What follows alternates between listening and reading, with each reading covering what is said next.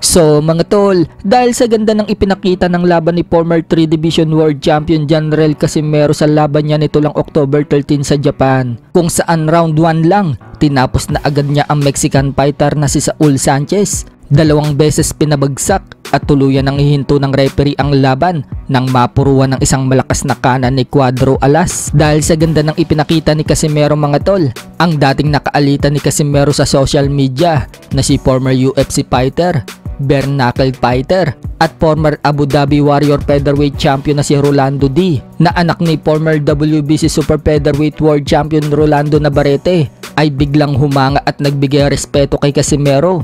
Sa mga hindi pa po nakakaalam mga tol, dati na nga pong nakaalitan ni Casimero itong si Rolando D. Kung hindi ako nagkakamali mga tol, sinabihan nga dati ni Rolando D si Casimero na low IQ, simpleng sentence at logic, hindi daw maintindihan ni Casimero. Ngayon nga lang daw niya nalaman na hindi porket 3-time world champion at magaling sumuntok, mataas na daw yung IQ. Pero si Casimero mga tol, low IQ daw talaga. Habang inasar-asar naman ni Casimero itong si Rolando D mga tol, nang sabihan niyang Rolanda at kapatid ni Raul. Oh, Rolanda? Rolando? Rolando? Rolando yun. Akala ko Rolanda eh. Ano may Rolanda tol? Gago talaga na. Kapatid ni Raul.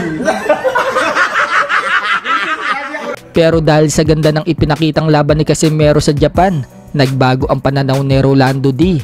Umakyat nga po ito sa YouTube channel ng Pinoy Sakalam YouTubers or PSYT at doon niya inihayag mga tol ang paghanga niya kay Casimero. Banggit ni Rolando mga tol, kahit nagkaroon daw sila ni Casimero ng alitan, hindi daw siya magiging bias sa sasabihin niya. Fighter daw siya katulad ni Casimero at kahanga-hanga daw ang ginawa ni Casimero.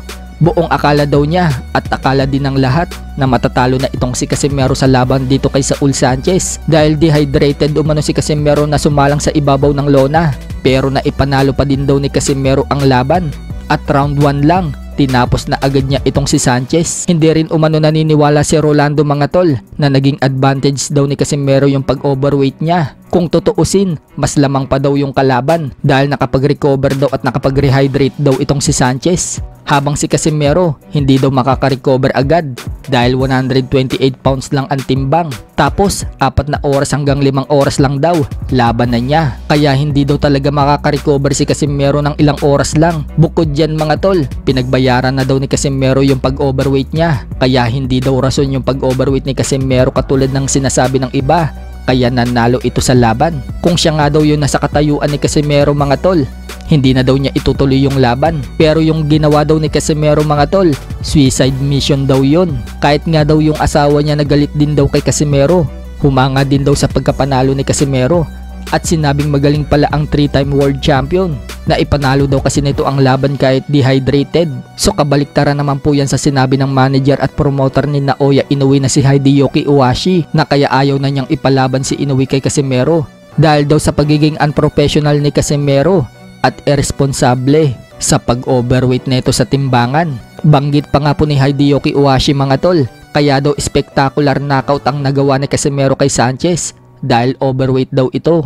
Kaya napapaisip ngayon ng mga fans mga tol na natatakot lang daw itong si Ohashi na ipalaban si Inoue kay Casimero. Hindi ako magiging bias kay sa Casimero, hindi rin ako magiging bias sa sa kanya. So, atleta ako eh. So, ang masasabi ko, sobrang napahanga talaga ako nung last na panalo niya.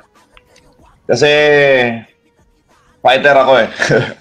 Alam ko. So, ang sinasabi ng kalaban is kinakailangan umakyat lang siya ng 122 to 128. That's 1, 2, 3, 4, 5, 6, 7, 8. That's 6 pounds. So, that's just 3 kilos. So, that's impossible to recover.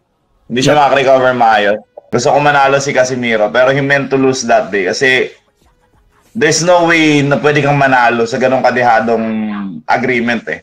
Ako noon, pag sinabi ng kalaban ko na, wag kang, kunyari, tumuntungo 155, tapos sasabihin ng kalaban ko na, oy, hindi ka pwedeng makakita ng 160 kinabukasan, hindi ko natutuloy na, loko ka ba? Gusto mong patayan mo.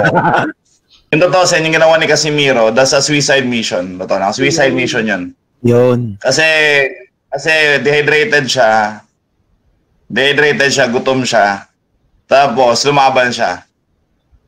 Plus, the idea na natapos niyang laban ng first round. So,